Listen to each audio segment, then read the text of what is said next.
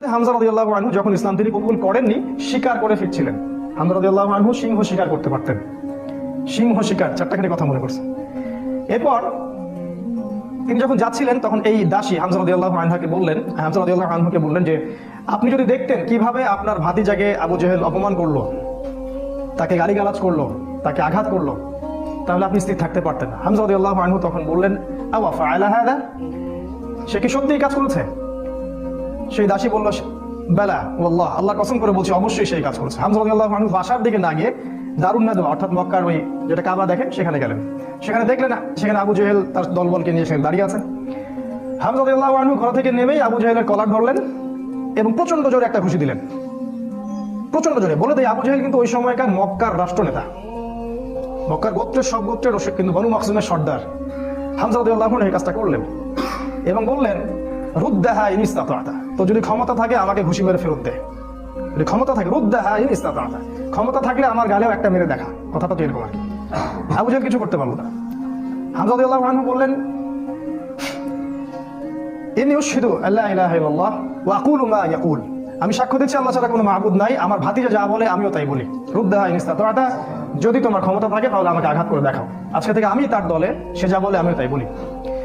হামজা রাদিয়াল্লাহু আনহু ছুটলেন তার ভাতিজার দিকে, দারুল আরকামে গিয়ে তাকে পেলেন এবং সেখানে গিয়ে বললেন, ইয়া ইবনে আখি, হে আমার ভাতিজা, কুনতু আনসুরুকা বিল হামিয়া, আমি তোমাকে এর আগে আত্মীয়তার সম্পর্কের জন্য প্রোটেক্ট করতাম, ওয়ালান আনসুরুকা লিল ইসলাম, আর আজকে থেকে আমি তোমাকে ইসলামের জন্য প্রোটেক্ট করব ইনশাআল্লাহ। এই ঘটনায় রাসূল সাল্লাল্লাহু আলাইহি ওয়াসাল্লাম এত খুশি হয়েছিলেন, তিনি হামজা রাদিয়াল্লাহু আনহুকে একদম বুকে জড়িয়ে ধরে চুমু খাইলেন। আর যখন হামজা রাদিয়াল্লাহু আনহু উহুদের মাঠে শহীদ হন, আমাদের নবীজি অঝোর নয়নে কেঁদেছেন।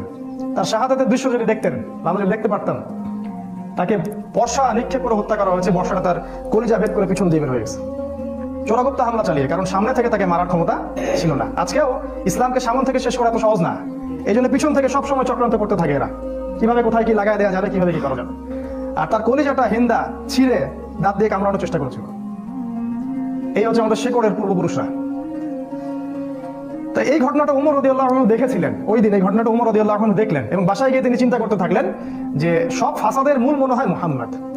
এই ব্যক্তিটার কারণেই আরবের মধ্যে বিভক্তি সৃষ্টি হচ্ছে, ফিতনা ফাসাদ সৃষ্টি হচ্ছে। তাহলে আমার করণীয় কি?